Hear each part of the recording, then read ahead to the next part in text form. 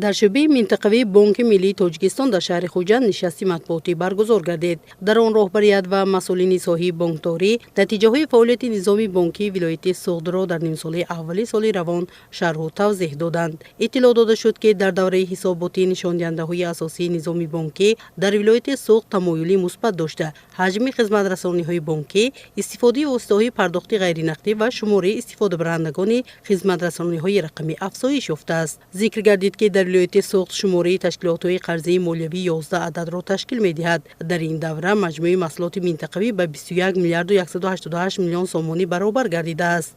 به اطلاع مسئولین حجم سرمایه‌گذاری خارجی به نظام بانکی نسبت به همین دوره سال گذشته 41.5% افزایش یافته به 74.4 میلیون دلار ایالات متحده آمریکا رسیده است. این نشان دهنده همچون عامل مهمی تحکیم نظام مالیوی و رشد فعالیت سرمایه‌گذاری ارزیابی گردید. همزمان در جریان نشست مسائل وابسته به رشد پرداخت غیر نقدی، توسعه خدمت رسانی‌های رقمی بانکی، دستگیری صاحبکاری و بلند برداشتن سطح دسترسی اهالی به خدمت رسانی‌های مالیوی مورد بررسی قرار گرفتند. در قسمت سوال و جواب نمایندگان وسایط اخبار عامه مسائل دسترسی اهالی به قرض‌ها، استفاده پرداخت غیر نقدی، حفظ حقوق استعمال کنندگان خدمت رسانی‌های مالیوی و نظارت فعالیت تشکیلات‌های قرضی را مطرح نمودند. رهبریت بانک ملی به سوال‌های پیشنهاد شده پاسخ‌های مشخص داد. تاکید گردید که بانک ملی تاجیکستان منبع نیز جهت تحکیم ثبات مالیوی، رشد نظام پرداخت و بلند برداشتن سطح سوادناکی مالیوی اهالی تدبیرهای ضروری را ادامه می‌دهد.